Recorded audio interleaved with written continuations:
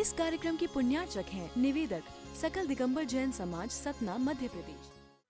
वैराग्य शतक नाम का यह ग्रंथ पहले से ही आप लोग सुनते आ रहे हैं। लगभग 34 गाथाएं आपने सुनी थी। आज 2 गाथाएं पढ़ते हैं, 35 और 36 नंबर की। जहगे हम्मि पलित्ते कूवम खड़े उमड़ सक्कये कोई, तह संपत्ते मरणे धम्मो कह कीरये जीव। रूपमसाशयमेयम् विज्जुलया चञ्चलं जये जीवम्। सञ्झाणुरागसरिसम् खड्रमणीयं च तारुण्यम्।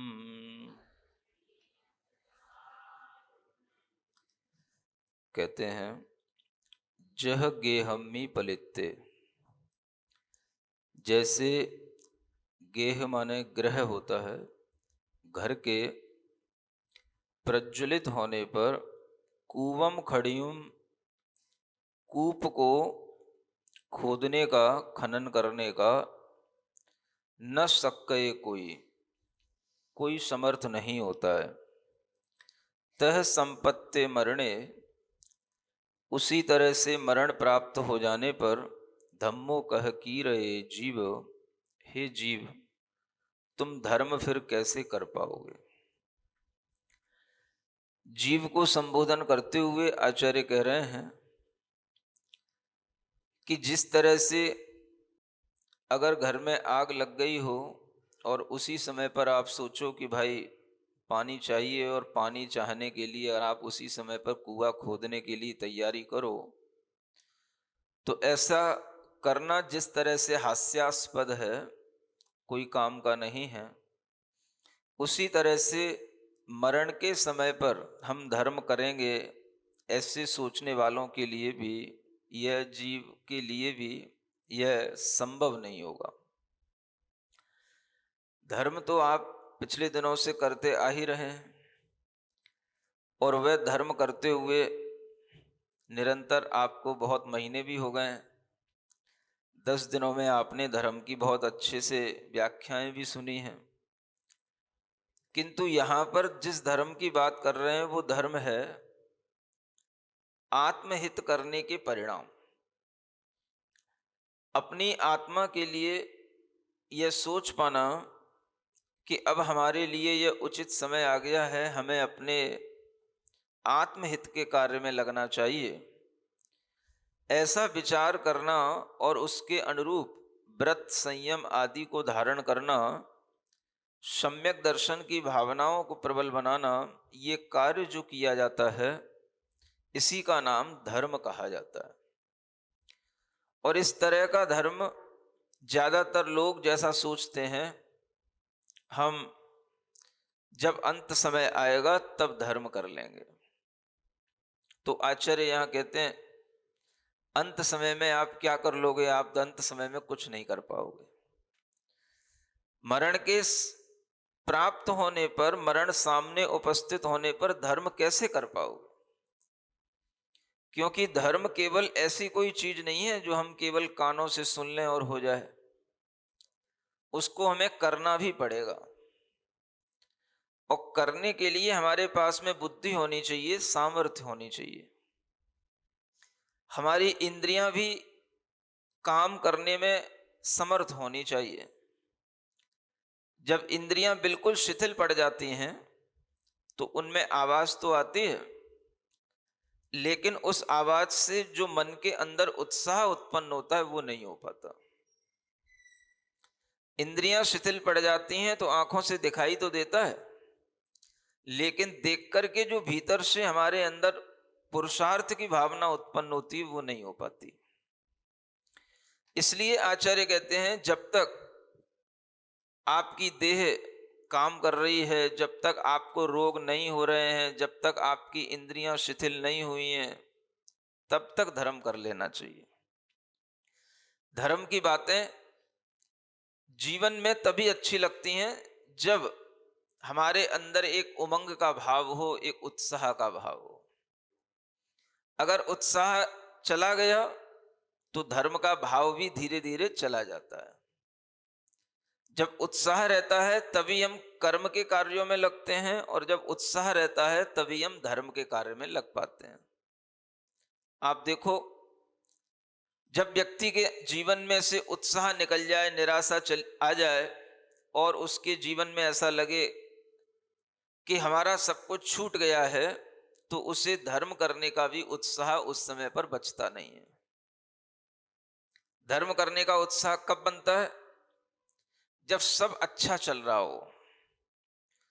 कुछ भी थोड़ा सा खराब हो जाए, कुछ भी थोड़ा सा बिगड़ जाए, तो एकदम से धर्म करने का भाव भी नहीं बनता। सब अच्छा अच्छा चले, हम अगर भीतर से उमंग के साथ में होते हैं तो हमारे अंदर से जय जयकार भी अच्छी निकलती है। और जब उमंग नहीं होती है तो हम जय जयकार भी अच्छे से नहीं कर पाते हैं। सुन रहे हो कि नहीं? इसलिए जब प्रवचन शुरू होते हैं तो उससे पहले एक जय जयकार होती है। किस लिए होती है? इसीलिए होती है कि बैठे हुए जो श्रोता हैं उनके अंदर एक उमंग आ जाए, एक उत्साह आ जाए।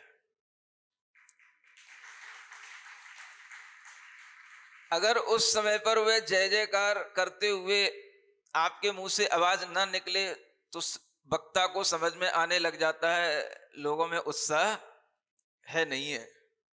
अब नहीं है तो क्या करें? वक्ता को प्रवचन तो करना ही है, और प्रवचन करते हुए फिर वक्ता के लिए वही एक चीज हो जाती है कि अब इनमें उत्साह नहीं है तो उत्साह भरना है। तो वह उत्साह को अभिव्यक्त करने की एक प्रक्रिया है।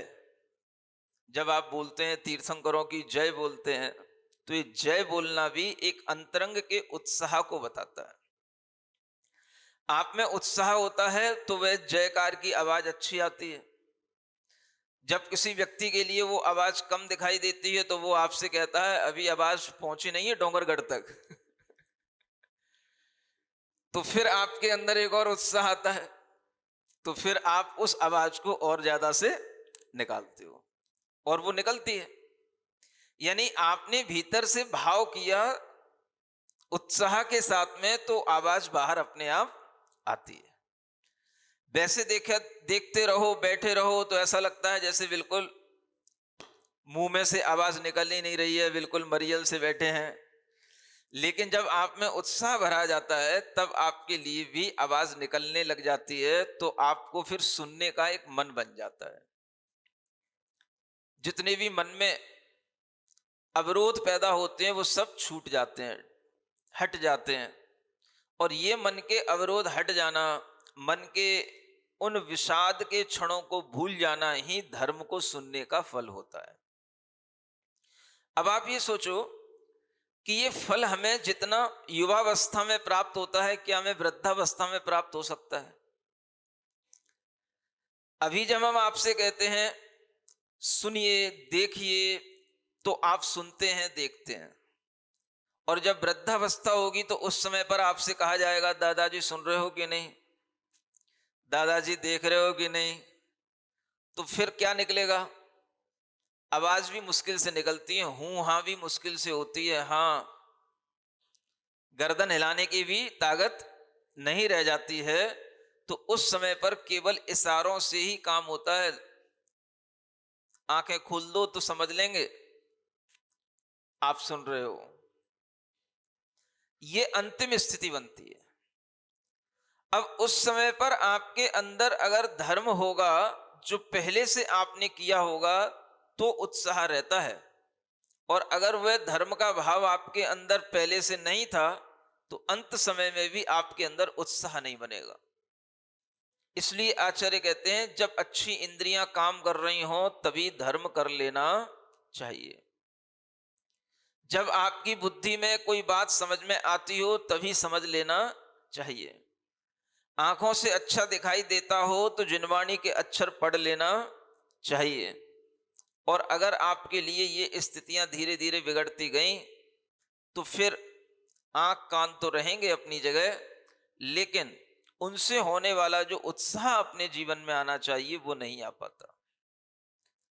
इसलिए अंत समय में जो समाधि करते हैं, अंत समय में जो मरण को साधते हैं, अधिकतर लोग वही साध पाते हैं जिन्होंने युवावस्था में या उससे पहले अपने जीवन में धर्म की साधना की हो।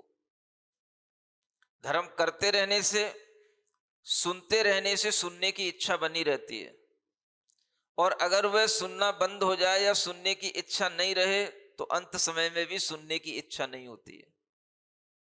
समझो कितनी बड़ी चीज होगी कि अंत समय में जब आपके कान सुनने के लिए भी तैयार ना हो और आपका मन कहे कि हमें सुनना है। कान तो धीरे धीरे शिथिल पड़ेंगे, आंखें धीरे धीरे शिथिल पड़ेंगी, लेकिन आपका मन कहे नहीं जिनवाणी सुनाओ, आपका मन कहे नहीं मुझे जिनवाणी पढ़ना है, जितना पढ़ पाऊंगा उतना पढ़ूंगा लेकिन पढ़ना है, तब ये भीतर का मन का जो उत्साह है ये उस समय पर उस समाधि में काम आता है। और ये मन का उत्साह बनाए रखने के लिए ही पहले से अभ्यास किया जाता है। अब आप सोचो, आप कितनी बार जय जयकार बोलते रहते हो, कितनी बार जय जय बोल चुके होते हो। सुन रहे हो? इसका भी एक संस्कार पड़ जाता है आत्मा पे। जैसे बच्चा होता है छोटा सा, तो उसे मां सिखाती है बेटा जय जय बोल, जय जय जय, यहीं से शुरुआत होती है ना। तो वह बच्चा धीरे धीरे बोलने लग जाता है जय। किसकी जय? तुम बोलो नाम, किसकी बुलवाना है? जय मैं बोलूंगा। तो मां जो है उन आचार्य का नाम बोलती है या अरिहंत भगवान का नाम बोलती है, तीर्थंकर का नाम बोलती है, तो मां तो नाम बोलती है, और वो बच्चा अगर कितना सा छोटा सा भी हो और बस जय जय जय बोल दे तो मां के हर्ष का ठिकाना नहीं रहता। क्यों नहीं रहता? कम से कम बच्चा बोल रहा है, हम जैसा इशारा कर रहे हैं वैसा कर रहा है, माने उसका दिमाग ठीक चल रहा है, उसकी ग्रोथ सही हो रही है। और इसी कारण से उस बच्चे को सबसे पहले यही सिखाया जाता है। मंदिर में लाएगी माँ तो जय जय जय सिखाएगी। जब वह किसी भी तरह से भगवान की, तीर्थंकर की नाम लेगी तो जय जय बोलना सिखाएगी। ये जय जय बोलते बोलते बोलते बोलते जब वो बड़ा हो जाता है, तब फिर जब मंदिर आता है तो अपने आप जय जय जय निश्चयी निश्चयी निश्चयी, यहीं से शुरू होता है ना। तब भी जय जय जय बोलते हैं। मतलब कि आपको बचपन से जय जय सिखाया जाता है, बड़े हो गए तब भी आपको जय जय करना सिखाया जा रहा है, और फिर जब आप और बड़े हो जाते हैं तब भी आपके लिए सिखाया जाता है अभी भी जय जय बोलो, जय जयकार करो। महाराज की सभा में हो, महाराज के आगे पीछे हो तो क्या करो? तब भी जय जयकार करो। समझ आ रहा है?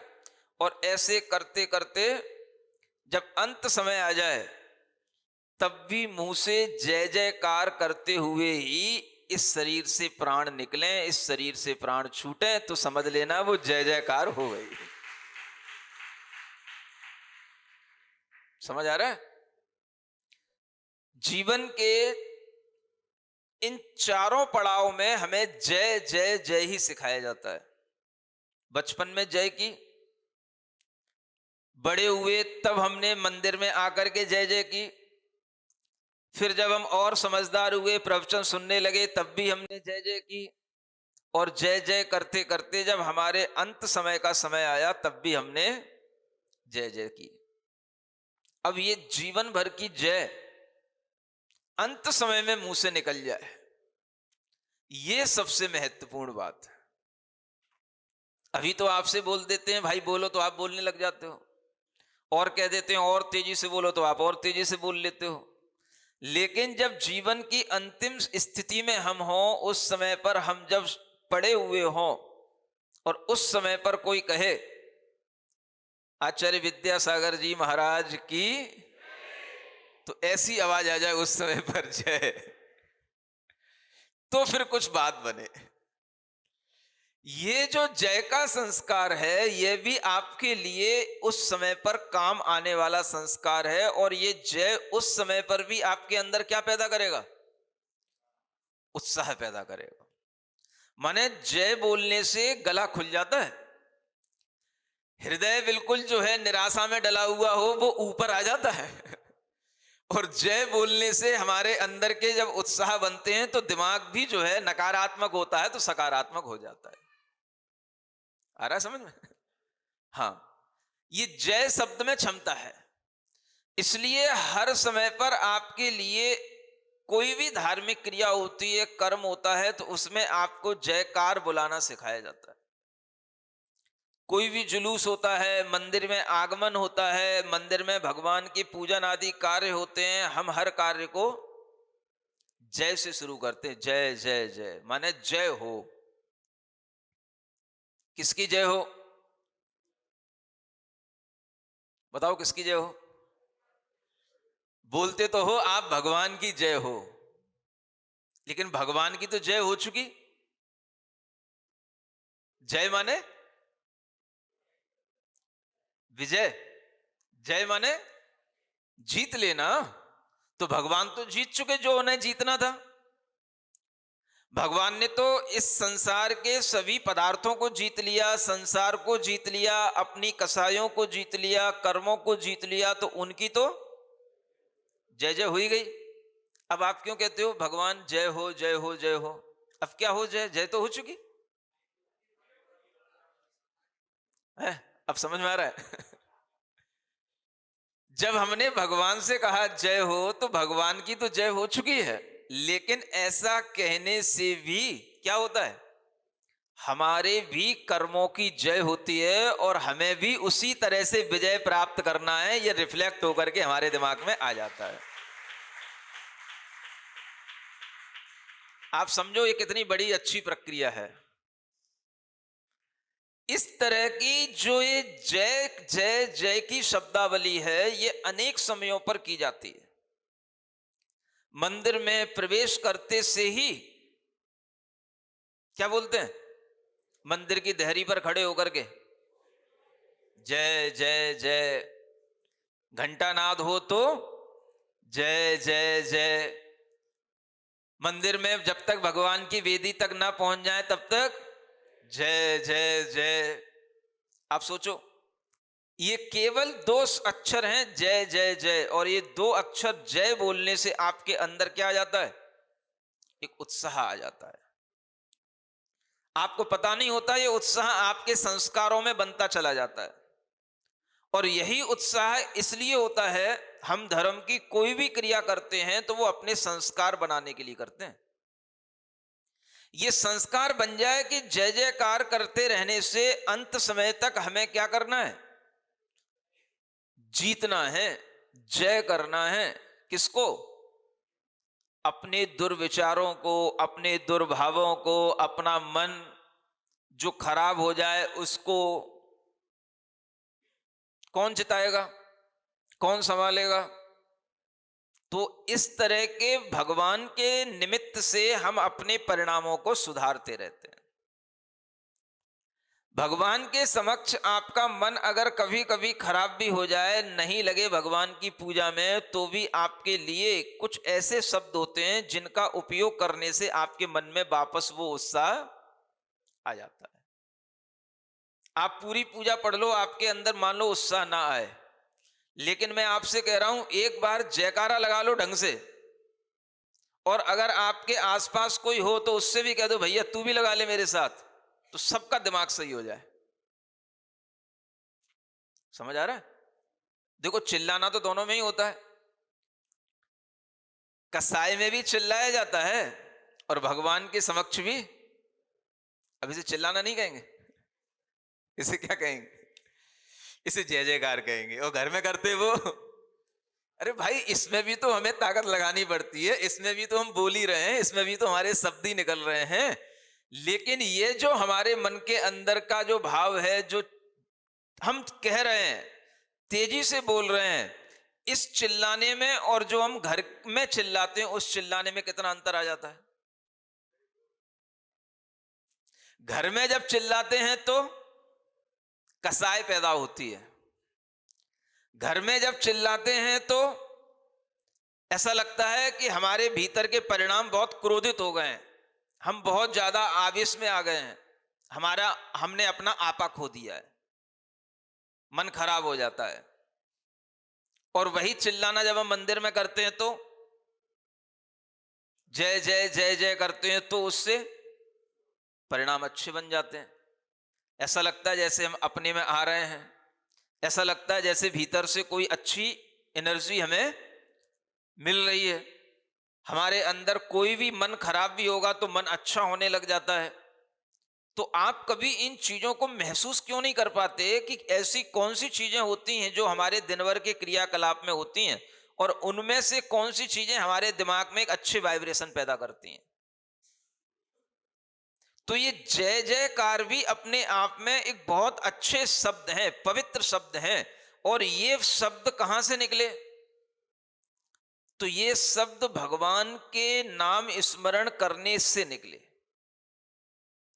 भगवान ने जय प्राप्त कर ली और उन्हीं भगवान का नाम स्मरण जब हम करते हैं, उनके लिए याद करते हैं, तो वह जय जो है वो हमारे अंदर भगवान की जय करने से हमारे कर्मों की जय होने लग जाती है। उत्साह हमारे अंदर पैदा होने लग जाता है और फिर यही उत्साह हमें आगे जो हम क्रिया करने वाले हैं उस क्रिया में हमारे भावों को बना देता है। आपको ये बताना चाह रहा हूं, जब भी कभी आप ये चाहते हैं कि हमें उस क्रिया से विशुद्धि प्राप्त हो, तो क्रिया से आपको विशुद्धि बाद में प्राप्त होगी। पहले उस क्रिया के करने से पहले आपके पास में जो कोई भी और दूसरे कार्य होते हैं, उन कार्यों में पहले विशुद्धि प्राप्त करो। क्रिया को करने से पहले आप जो कुछ भी पढ़ते हैं, बोलते हैं, चलते हैं, उसमें पहले आपका मन एकाग्र होना चाहिए, तब जाकर के उस अंत में की जाने वाली क्रिया में आपका विशुद्धि का परिणाम आएगा। माने कि अगर आप मंदिर आ रहे हैं तो मंदिर आने के लिए आपके कपड़े अच्छे होने चाहिए। अच्छे होने का मतलब साफ सुथरे भी होने चाहिए, फटे फटाए नहीं होने चाहिए, और वो पवित्र भी होने चाहिए, जिसे हम 16 शुद्धि कहते हैं, उस तरह के भी होने चाहिए। वो कपड़े नहीं होने चाहिए कि हम जिन कपड़ों से बिस्तरों पर पड़े पड़े सोते रहते हैं वही कपड़े पहन करके हम मंदिर में आ गए। रात में जो हमने नाइट सूट पहना था वही सूट पहन करके हम मंदिर आ गए। क्या होगा? आपकी रात भर की जो वह शरीर में सोते समय पर बहुत विषाक्त द्रव्य बाहर निकलते हैं। सोने पर शरीर के अंदर जो बने हुए कीटाणु होते हैं, शरीर के अंदर का जो मैल होता है, शरीर के अंदर का जितना भी नेगेटिव टॉक्सिक मैटर होता है वो बाहर निकलता है सोने पर। अब वो सब निकला, कहां छिप गया? वो कपड़ों में। वो सब कहां लग गया? कपड़ों में। माने जैसे हम कहें वृक्ष रात्रि में ऑक्सीजन छोड़ते हैं, ऐसे ही अपना शरीर रात्रि में क्या छोड़ता है? ऑक्सीजन। वो कार्बन डाइऑक्साइड छोड़ता है। माने जो विषाक्त गैसेज हैं वो निकलती हैं। इसलिए हमें रात्रि में सोते समय ऑक्सीजन की आवश्यकता पड़ती है। तो ऐसी जगह पर सोना जहां पर ऑक्सीजन मिलती रहती हो, ऑक्सीजन की कमी ना पड़े। तो ऑक्सीजन लेने के लिए तो हम अपनी तैयारी कर ली, लेकिन जो हमारे शरीर से विषाक्त द्रव्य निकले, गैसें निकली, कार्बन डाइऑक्साइड जैसे टॉक्सिक मैटर निकले, तो अब उसको हमने कैसे साफ किया? वो सब हमारे कपड़ों में लग गए। और उन्हीं कपड़ों को पहन करके हम मंदिर में आ गए। समझ आ रहा है? अब आप मंदिर में आए, एक गलती तो आपने ये की कि आप अपने साथ में अच्छा द्रव्य लेकर के नहीं आए। द्रव्य माने ये कपड़े भी द्रव्य हैं, चावल का ही नाम द्रव्य नहीं होता। ये जो कपड़े पहन करके आ रहे हो, ये कपड़े आपके पूर्णतया अशुद्ध हैं। मंदिर का वातावरण पवित्र है, मंदिर में बिल्कुल पॉजिटिव एनर्जी है, लेकिन आप गंदे कपड़े पहन करके आए, माने आपने जो है मंदिर में प्रवेश किया तो आपने मंदिर में भी उस समय पर उन कपड़ों की नकारात्मकता ऊर्जा को वहां पर फैला दिया। समझ आया? एक गलती ये हुई। दूसरी गलती क्या की, जब हम रास्ते में चलते हुए आए तो चलते हुए हमने ध्यान नहीं दिया कि हम कहां पैर रख रहे हैं, कहां पर हमें पैर नहीं रखना चाहिए, कहां रखना चाहिए, हम कुछ भी नहीं देख रहे हैं। आया समझ में? तो हमने क्या किया, हम चाहे चप्पल पहनकर आए हों, चाहे जूते पहनकर आए हों, चाहे मोजा पहनकर आए हों, या खाली पैर भी आए हों, अगर आप जूते चप्पल पहन करके आए तो आपको यह ख्याल रखना है कि जूते चप्पल तो उतारना ही है, यहां तक कि जो हम मोजे पहनते हैं उनको भी उतारना ही है। लेकिन उतने उतारने मात्र से पैर आपके शुद्ध हो गए?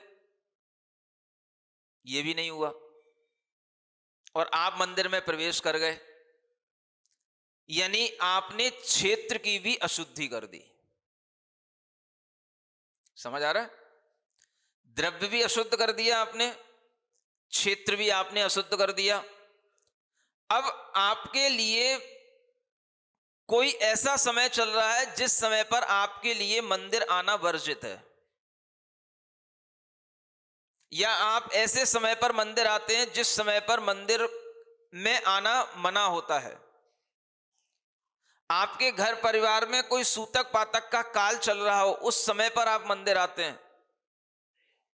आप कहीं पर किसी की अर्थी में गए, किसी के मरण के पास से लौट करके आ रहे हैं, आपके लिए वह समय अच्छा नहीं है, और ऐसे समय पर आप मंदिर आए, ये क्या हो गया?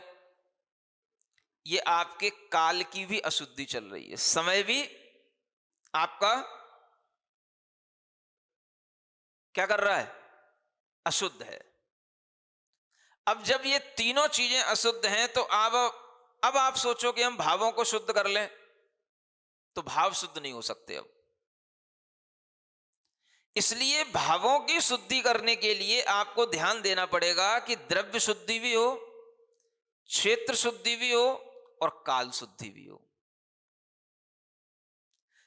द्रव्य शुद्धि के लिए जो वस्त्र आप पहन करके आ रहे हैं, उन वस्त्रों में हम बार बार टॉयलेट नहीं गए हों, वो वस्त्र हमारे अशुद्ध न हो, रात्रि के न हो, इन वस्त्रों को पहन करके जब आप मंदिर आएंगे तो उन वस्त्रों के माध्यम से भी वहां का द्रव्य अशुद्ध हो जाएगा। आप जिस चीज में हाथ लगाएंगे वो द्रव्य अशुद्ध हो जाएगा। अगर मान लो आपने वहां चावल भी चढ़ा दिए तो वो चावल भी वहां पर नकारात्मकता पैदा करेंगे। आपने अगर मंदिर में प्रवेश करते हुए अपने पैरों को नहीं धोया, अपने हाथों को नहीं धोया, तो ये भी आप एक क्षेत्र की अशुद्धि में कारण बन जाएंगे। आपके पैर कहां पड़े रहे आपको ध्यान नहीं। मंदिर आते समय आप कैसे आए, कितने रास्ते में थूक थाक न जाने क्या क्या पड़ा रहता है। आपको कभी दिखाई देता कुछ? कुछ नहीं दिखाई देता, कुछ नहीं दिखाई देता। सब पे पैर रखते हुए खूनते हुए चले जाते हैं। कभी कभी तो ऐसा भी देखने में आता है, लोग पड़गान करने के लिए खड़े रहते हैं, स्थान तक नहीं देखते हैं कि हम कहां खड़े हैं। भाई तुम्हें वहां खड़े होने के लिए मजबूर होना पड़ रहा है क्या? थोड़ी दूर शुद्धि की जगह पे भी तो खड़े हो सकते हो। अगर मुनि महाराज वहां आकर के खड़े हो गए और वो देख रहे हैं कि आपके सामने कहीं कुछ पड़ा हुआ है, तो क्या होगा? आप उसी पर खून जाओगे, उसी पर जो है आपके कपड़े छुल जाएंगे, आपकी शुद्धि रहेगी? ऐसी स्थिति में क्या करना पड़ेगा? महाराज को लौट जाना पड़ेगा। फिर आप कहोगे महाराज क्या हो गया, आप आए और लौट गए, आप आए और लौट गए, अब तुम्हें क्या समझाएं क्यों लौट गए। आपको ये ध्यान रखना चाहिए कि हम जिस क्षेत्र पर खड़े हैं वो स्थान भी शुद्ध होना चाहिए, हमारे पैरों में भी वह गंदगी नहीं लगनी चाहिए। और कई बार तो लोग जो धोतियां साड़ियां पहने रहते हैं वो नीचे तक खचरती रहती हैं, समझ आ रहा है। अब अगर वो नीचे पड़ी हुई कोई भी गंदगी उसमें लग गई तो वो आपका वस्त्र शुद्धि कहां रही, काया शुद्धि कहां रही। अब आप क्या बोल करके केवल काम चला लोगे, काय शुद्धि, समझ आ रहा है। जब किसी को पहली पहली बार नए नए वस्त्र पहना देने पड़ते तो उसे पता ही नहीं होता है उसकी धोती नीचे खचर रही होती है। माताओं बहनों की तो बात ही मत करो। हमें ध्यान रखना पड़ता है कि हम जिस पवित्र क्रिया को करने जा रहे हैं वो क्रियाएं भाव शुद्धि के लिए हैं, और कोई भी वो क्रियाएं जो भाव शुद्धि के लिए हैं उससे पहले आपको द्रव्य, क्षेत्र और काल, इन तीनों शुद्धियों को भी करना पड़ेगा, तब आपकी भाव शुद्धि बनेगी। द्रव्य आपका शुद्ध हो गया, क्षेत्र शुद्ध हो गया, समय आपके लिए सही नहीं था वो भी अशुद्ध हो गया, तो आपके भावों में, परिणामों में अब शुद्धि नहीं आ पाएगी। फिर आप कहते हो हमने काम तो किया महाराज, भाव शुद्ध नहीं रहे, तो आप केवल भाव शुद्धि पर ध्यान दे रहे हो, बाकी द्रव्य, क्षेत्र और काल पर आपका कोई ध्यान नहीं है, तो वो कभी नहीं होगा। इसलिए बहुत अच्छी बात बताई जा रही है आपको। और ये एक प्रश्न किया था एक बच्चे ने अभी शिविर के समय पर कि हम भाव शुद्धि के लिए क्या करें। द्रव्य शुद्धि, क्षेत्र शुद्धि, काल शुद्धि तो कर लेते हैं, भाव शुद्धि के लिए क्या करें। तब भी उससे यही कहा था, लेकिन उस प्रश्न को तो 2 मिनट में, 5 मिनट में पूरा करना होता है। लेकिन जब कोई अच्छा प्रश्न होता है तो उसकी डिटेल करने के लिए फिर अपने आप समय मिलता है, तो यही समय मिलता है। हम हमेशा भाव शुद्धि की ओर जाते हैं। भाव शुद्धि के लिए कारण क्या है ये पहले तो समझो। अगर आप गंदे कपड़े पहनकर मंदिर में आए हैं, जो कपड़े मंदिर में पहनने योग्य नहीं है, आप उन्हें पहन करके आए हैं, आपकी भाव शुद्धि बनेगी। मानो कि आप घर में कुछ भी पहने रहते हो, घर में कुछ भी आधा पैंट पहने रहोगे, आधे उगड़े हुए वस्त्र पहने रहोगे, मंदिर में आओगे तो वह वस्त्र ही आपके परिणाम शुद्ध नहीं होने देंगे, चाहे स्त्री हो चाहे पुरुष हो। द्रव्य शुद्धि भी आवश्यक है, क्षेत्र शुद्धि भी आवश्यक है, और वह क्षेत्र शुद्धि को बनाए रखने के लिए ये नियम होता है। आप अगर बाहर से भीतर प्रवेश कर रहे हैं मंदिर में, तो आप मंदिर की पवित्रता को बनाए रखें, और उसके लिए पैर धोकर के ही मंदिर में प्रवेश करें, हाथ धोकर के ही मंदिर में प्रवेश करें, क्योंकि सड़क की सब गंदगी पैरों में लगती है। अगर आप जूते चप्पल भी पहने हुए हैं तो उसमें भी पसीना आता है। अब आप कहोगे कि हम जूते चप्पल पहन करके आए थे, इसमें क्या गंदा हो गया। इसके पीछे भी आपको जानना पड़ेगा कि उसमें भी गंदापन आपके उस पसीने के कारण से आ जाता है। उसमें भी तरह तरह के धूली आदि, सड़क पर चलने वाले अनेक तरीके के वायरस होते हैं, वो सब आपके पैरों में चिपकते हैं। और अगर आप बहुत देर तक शूज, सॉक्स पहने हुए हैं तो उसमें भी वह पसीना मरता रहता है। उन सब तरह के पैरों में पहनने वाले उन सब चीजों को उतार कर, पैर धोकर, हाथ धोकर जब आप मंदिर में प्रवेश करेंगे तो क्षेत्र की शुद्धि आपके लिए काम में आएगी। नहीं तो आप क्या करेंगे, जो शुद्ध है उसको भी अशुद्ध बना देंगे।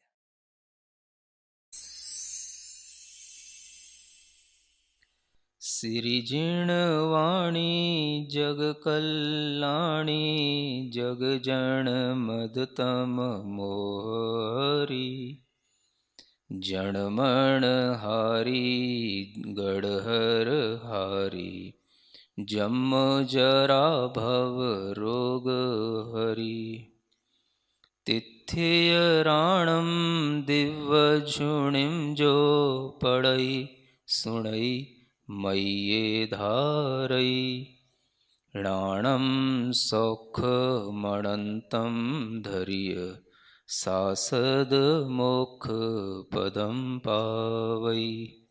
सासद मोक्ष पदम पावै।